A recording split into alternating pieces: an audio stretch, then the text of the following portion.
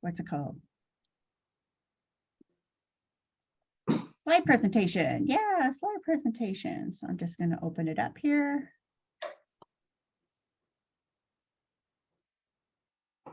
Share screen. Make sure I got my sound on, because you know that always is a thing. Uh-oh.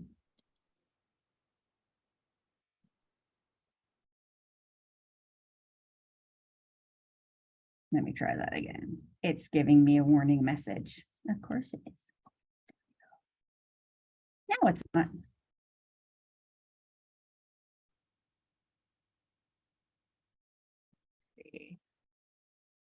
Slideshow from beginning. So first of all, I thought we'd talk a little bit about what is play.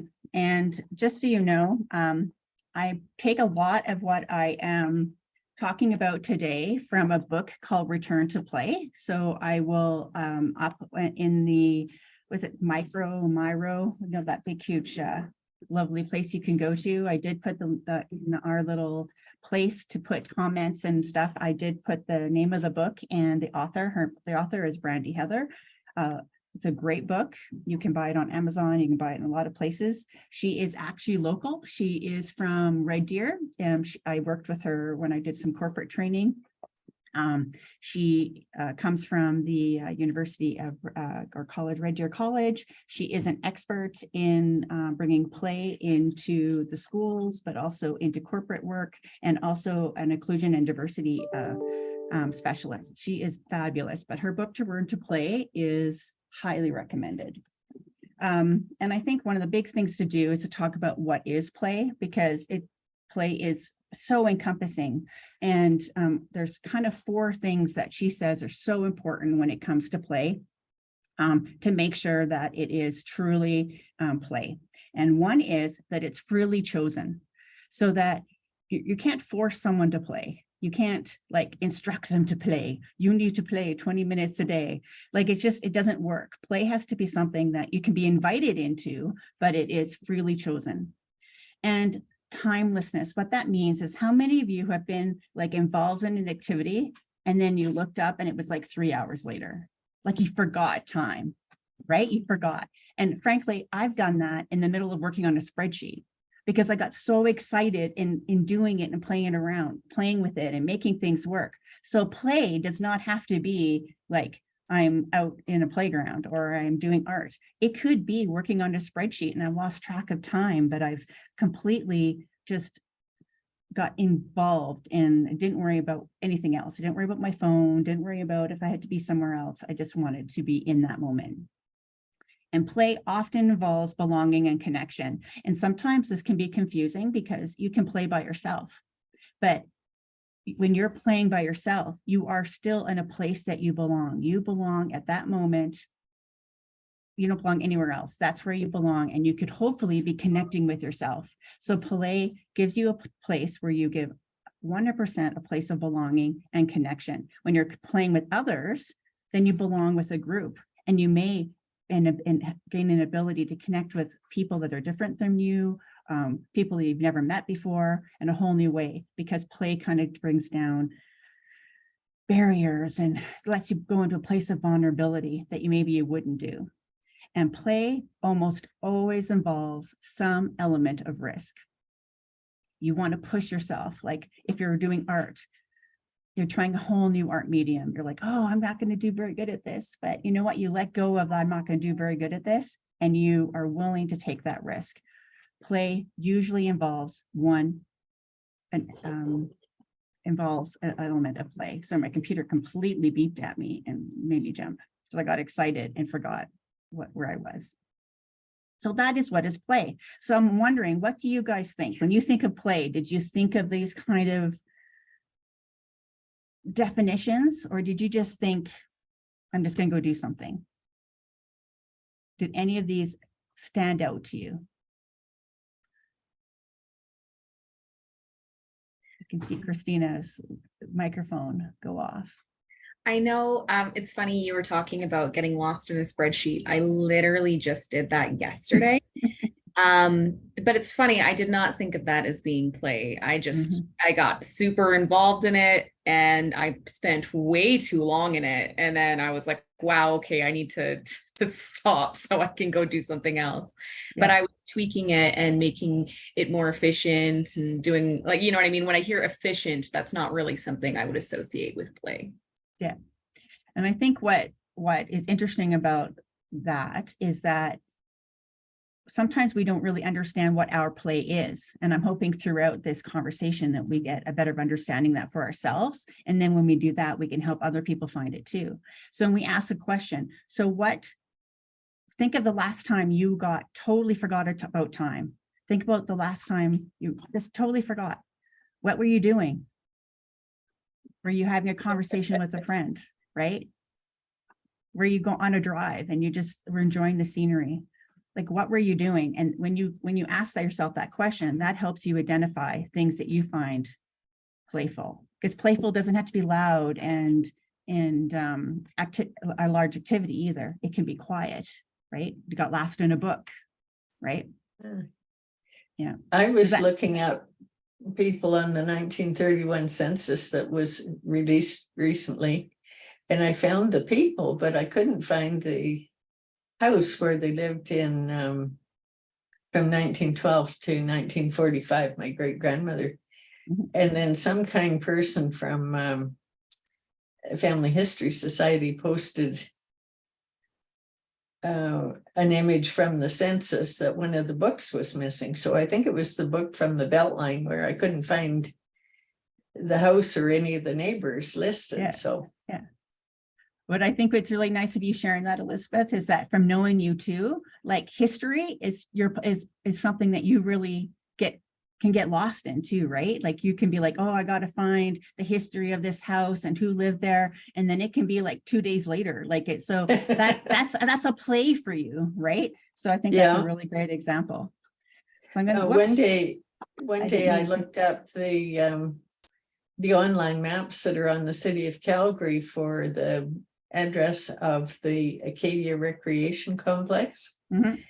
And then I started looking up information about the people who had lived on the land there Yeah. before the land was developed for what it has now. Yeah. Yeah, I know that you find that exciting. So let's move on to talk about why play. So there's been actually, like, I mean, this is not just coming out of my head either. There's actually, especially if you read the book and do some research, there's a lot of research that shows that participating in play can do a lot of different, encourage us in many different ways to be more creative. It helps build resiliency, and it helps build connection. And creativity, I think, has to do with that level of risk. Like when we play, we are willing to take a little bit more risk. We're willing to try new things. We're like if we're playing least parts play, which we see a lot of, we try to recommend a lot of that with kids. We see them trying to build things. Balance on that. And if it doesn't, it falls off. You don't feel them like, oh, I'm a failure, I can never succeed. They just try again. And I think that as a child, when we're playing, we don't look at failure as a failure. We look at like science. We're going to try this. It's a hypothesis. We're going to try it. It's going to fall over. It's not going to work. We just shake it off and we try again.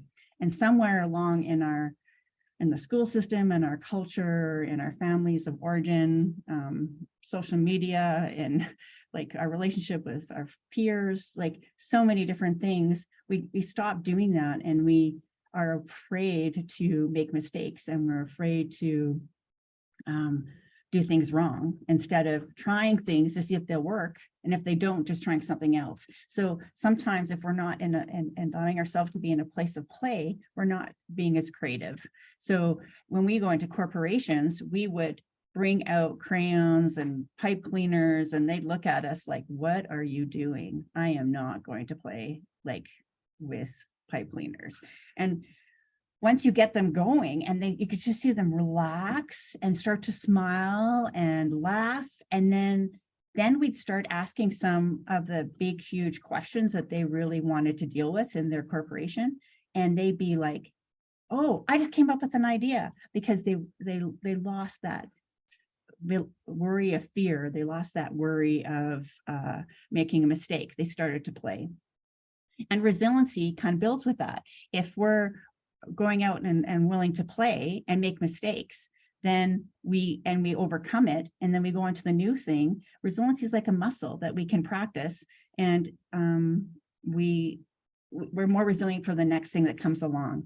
And then through connection, like we were talking about a little bit earlier, in play, we take down our barriers. We kind of forget about our biases, and we experience people in a new way, and it can just help build connection. So those are the three main things that we want to try to experience while we play. So I thought we would start off. So I'm going to make everybody turn off their calendars, and I'm going to kind of stop, because if we're going to be here, we got to play a little bit. Got to play a little bit. So I got a little game that we're going to play, and I'm going to turn off my screen in a second. I mean, my microphone, and I'm going to say a phrase, and I want you to try to figure out what I'm saying. The game is called Read My Lips. So it's easy to hear me when I'm speaking. And then if you think you know, then you can raise your hand, and then undo your, I'll point you out, and then you can, we'll see how close you are. And then it'll be your turn. Then you'll have to say a phrase. And we'll just do a couple rounds of this and see how we can kind of loosen ourselves up and play a little bit. I'm inviting you to play. I'm not making you play. Didn't I just say that? All right, so I'm going to turn my microphone off, and I'm going to say something. Hopefully you can all see my lips. Here we go.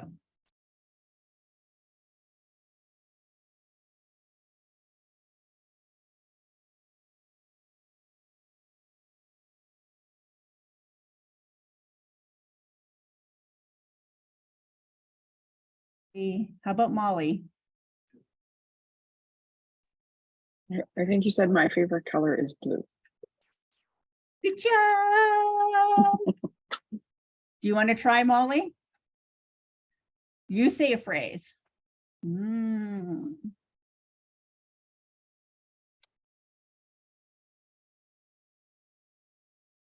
Okay. About anything? Do you need a clue? No clue. Okay. No anything. Yeah.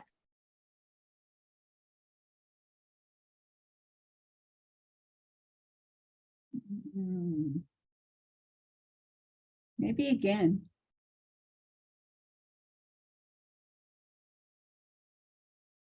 Anyone? Any guess? I'll get you to do it again, Molly.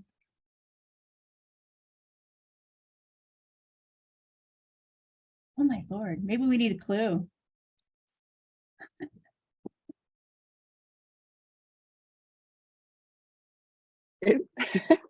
It's weirdly harder to do than you think. I know. I feel like I had to relax my lips a little more. It's related to the weather. Oh, it's related to the weather. Okay. Oh, I get it now. Grace, how about you go ahead, Grace? Oh, you got to turn on your microphone. We can't hear you.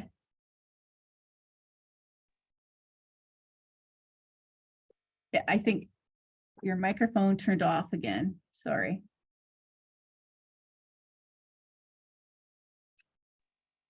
There you go. It is raining today? Yeah. Good job. Are you willing to do one, Grace? I'll play one more. Okay. You have to put it on. Remember to put you on mute. Oh.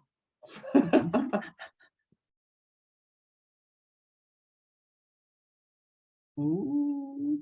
Okay. Okay. All right, we're ready. Okay. Gosh. Oh, I got the first part, I think. So, try again.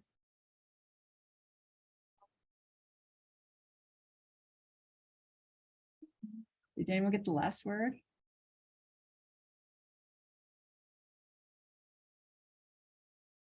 I want a hint.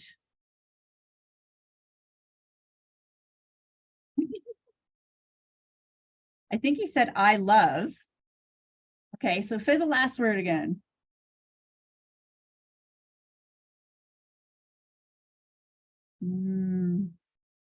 It's hard, right? Oh, you guys run. All right. Or do we give up? All right. What is it? I love playing. Oh, playing. Of course she said that. Good job. Good job.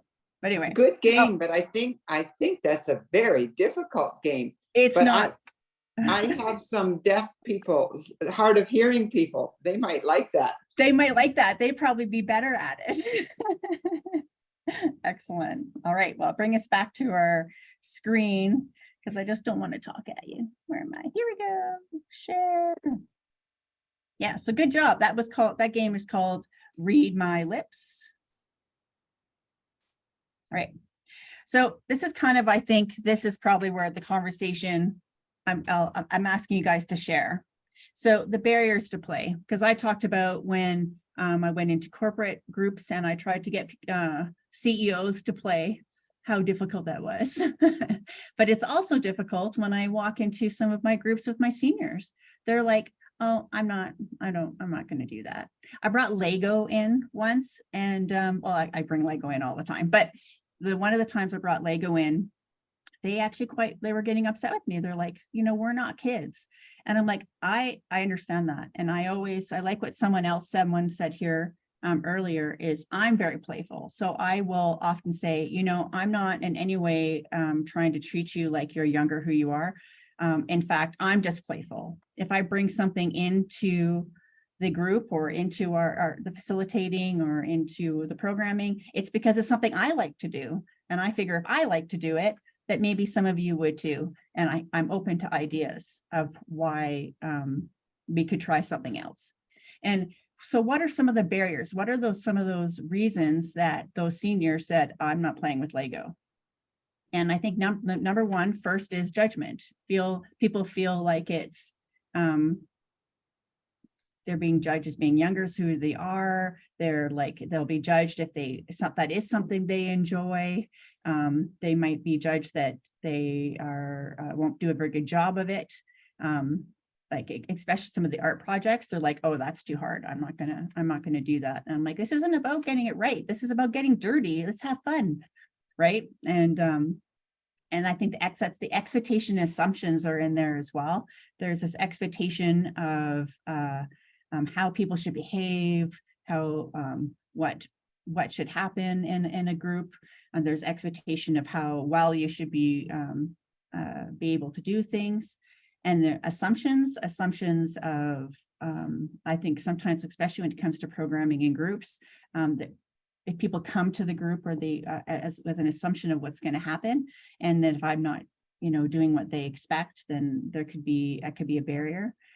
Fear of trying something new, and perfectionism. People, we're used to doing things well. We choose to do things that we are already good at. So people are afraid of not doing things well enough. Can you think of other barriers that might come along or an impact? We're talking about seniors, we're talking about even any other adult or even children as they come into a place and we're asking them and inviting them to play. Another I'd barrier. like to- Oh, sorry, Geraldine, were you going to say something? Yeah, another barrier is just that idea of productivity. Yeah. That I need to produce something and that this is not part of the process. Mm-hmm.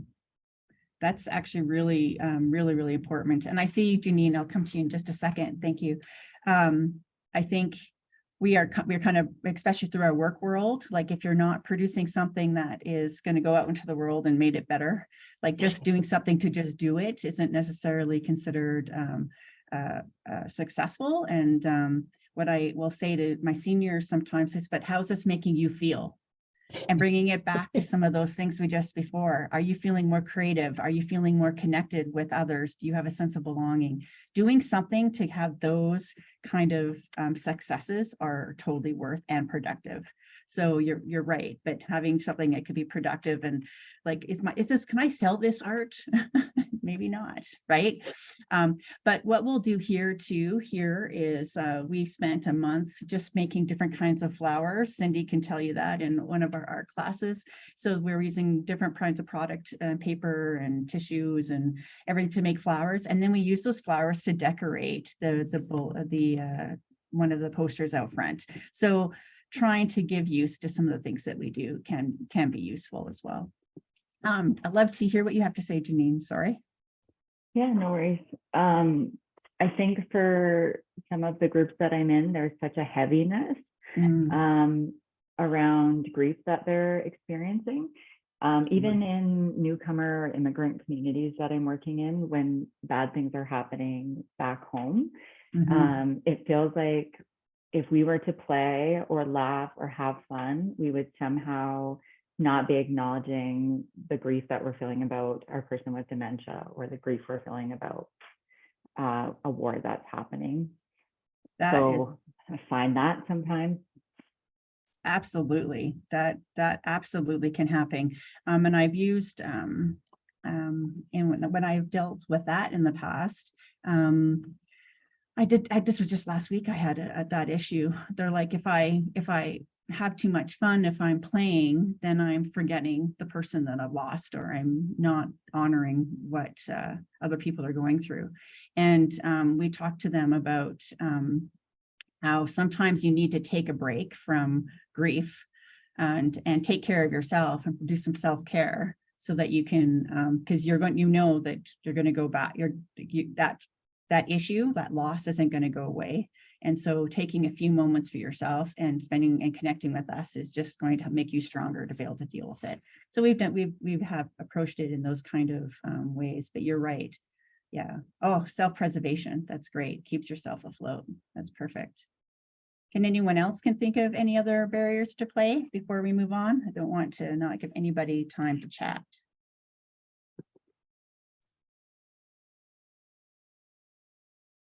I like to go on the rides at Heritage Park, and I'm usually the oldest person going on the Ferris wheel or the merry-go-round. The only thing that doesn't work is trying to get on the carousel, they call it, in a long skirt. I did that only once. Yeah. No, that's great. I'm glad that you are doing that, because I think that there can be judgment or maybe some assumptions that you're too old to do those things. And I think it's important to try to pull those barriers down, because we all deserve to have fun. I actually say to some of my seniors, you have more time now. You've worked, you've raised your families, you've paid those mortgages. You deserve this. Like, it's fine what you find. It's find your play again. And you should spend more effort doing that than anything else, because you deserve it. All right. For some reason, my next slide. Oh. So if you don't mind, we're gonna play another game. This game is, if you don't mind, trying to find yourself a piece of paper and a pen. I'll give you a couple minutes to do that. I'll give you 30 seconds to do that. It does not, it's not very, it doesn't have to be a particular kind of piece of paper, pen, and it doesn't have to be a particular piece of paper, and it doesn't have to be a particular piece of writing instrument. It just has to be any one. It doesn't have to be a particular size. Just has to be something. And when you're ready, I'm going to give you I'm going to give you like 5 instructions. And then after those 5 instructions, I'm going to ask you to kind of just show your piece of paper up to the screen. So I'm going to stop sharing again. And then we're just gonna have a little conversation about that. Is everybody ready? All right. So the first instruction is write a square on your piece of paper.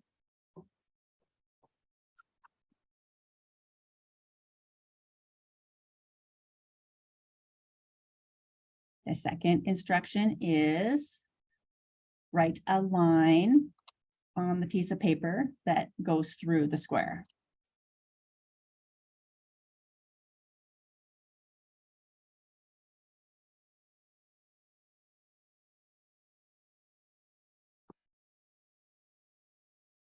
Now, put a triangle on your page.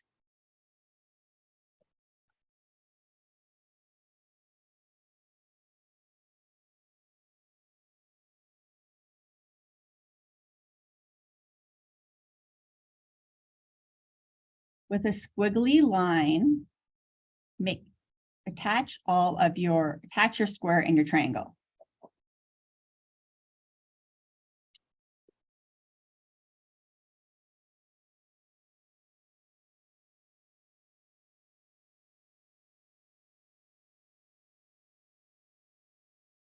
And your last one is draw a star on your page.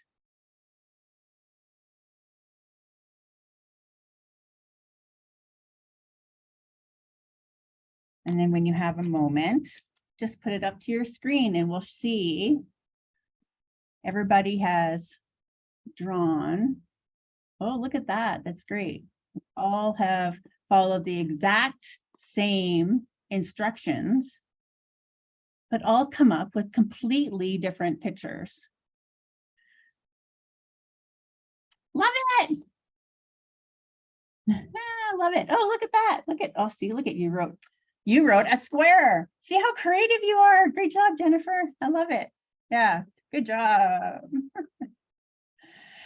What I'm asking is, my question is, how many of you, we just talked about those barriers, thought about, oh, is there a right way to do this? How many were afraid of making a mistake? Did any of those barriers come up for you when we started doing this activity? Anyone? Jennifer? Oh, Jennifer's like, yep. I know, I see you, Grace. You're like trying to figure out the silly, Oh, there we go. I trusted you, I so I had no fear and I thought this would be fine. Awesome. So I think Excellent. that's probably important. That's actually where this conversation is going for the last couple minutes here. So when we have those barriers, what needs to happen so that people are willing to take that invitation from us to play? And I think that you hit it right on the nail, like the camera on the nail there, Grace. It's trust, right? So one of the biggest things that we can do is try to create an environment of trust. And I really appreciate you, Grace, bringing it up. And I think that makes me feel proud because it means that some of the work that we were doing in Acadia was doing that for you. So I mentioned that Brandy Heather is the author of the book that I'm kind of taking a lot of this from, and the book is called Return to Play. And this is what she likes to say. She's braving connection, being brave to play implies that we open ourselves to the possibility that there is more to work and play than winners and losers, right and wrong, black and white. Play is the perfect medium to which start to play infinite games again. And that means that we're willing to not worry about if there's rules, just dive in and have fun and learn about ourselves and learn about others. So I like you, especially to end thinking about what is play for you and for the groups that you're with and the community that you're with. And when you're coming up with some of these ideas, and if we can maybe spend this last few minutes talking about that, and I'll share my next slide is some of the things that we've done here at Carya, remembering that play is freely chosen, that it's timeless, that it involves belonging and connection, and involves some risks. So where and when and with whom do you play? And did anything come to mind as we were kind of going through this conversation for any of you? Not just spreadsheets?